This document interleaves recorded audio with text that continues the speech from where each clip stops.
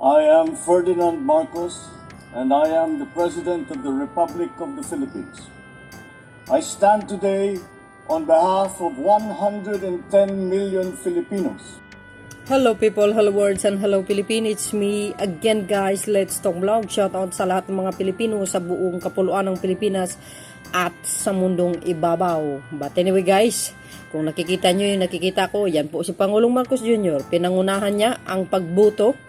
No? Today is election day ng barangay SK election. O ayan, sa Ilocos Norte. Actually guys, kasama yung kanyang anak. Ano? So, nakikita nyo? Siyempre, nakikita nyo, of course. Aba, parang ordinaryong people lang ang ating mahal na Pangulo. Parang hindi presidente, no? So, mga kababayan, kayo, nakaboto na kayo? Ako, nakabote na ako. Sino kaya iboboto ng ating mahal na Pangulo, no?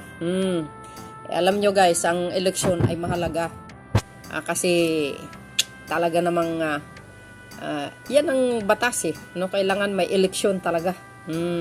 At hindi lang po yan, biblical po yan mga kababayan. So, tingnan nyo, nakapila ang Pangulo. Ganun dapat ang sundin. Hindi porke Pangulo, hindi nakapila. Nakapila siya, disiplinado kasi. Ayan.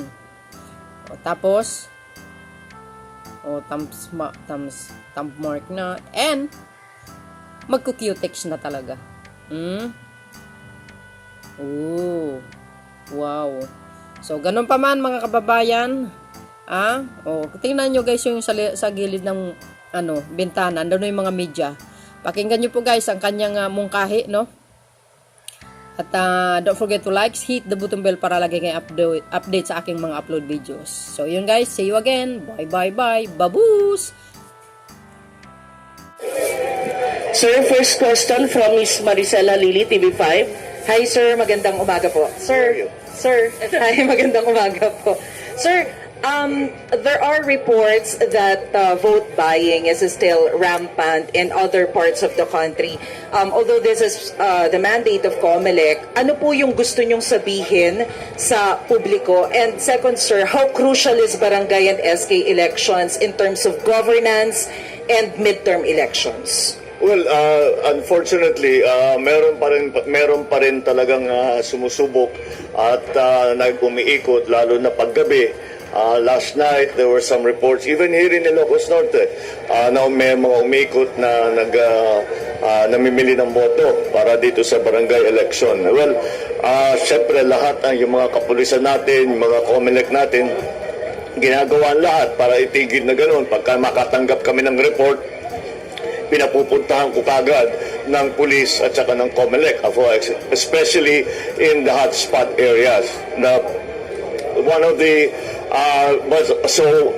will do our part as the government. We will do our part to continue to enforce all of the laws that do not allow the use of vote buying as a part of the campaign.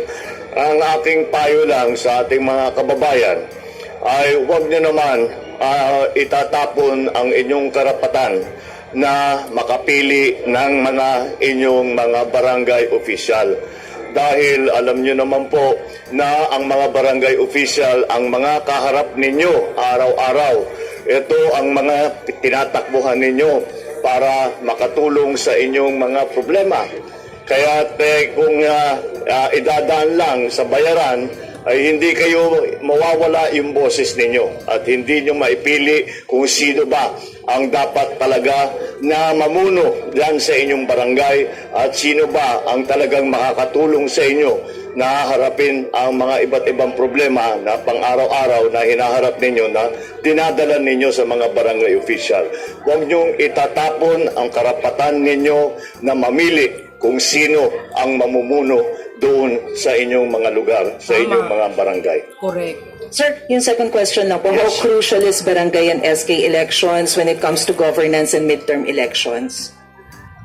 I cannot overstate the importance of the results of the barangay elections. It's very simple. I mean, the political dynamic is very simple.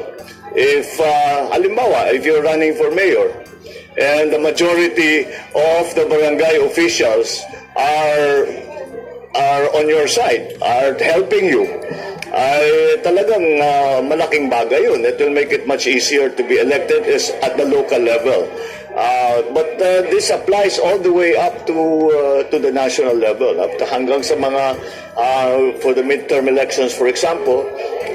What happens here in the barangay elections, the results of the barangay elections today are going to have an effect on the results on the midterm elections and then subsequently in the national elections. So it is that important. Alam naman natin ang sistema that I always say that as a national politician, I always say that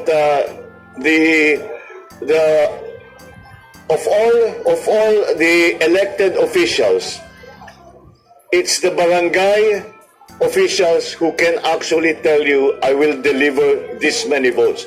Pag sinabi ng mga barangay na magde-deliver ako sa iyo ng 350 votes dito sa aking barangay, asahan mo 350 yun, totoo yun. Kaya napakahalaga ng resulta nito para sa aming mga politiko, napakahalaga ang resulta ng barangay election.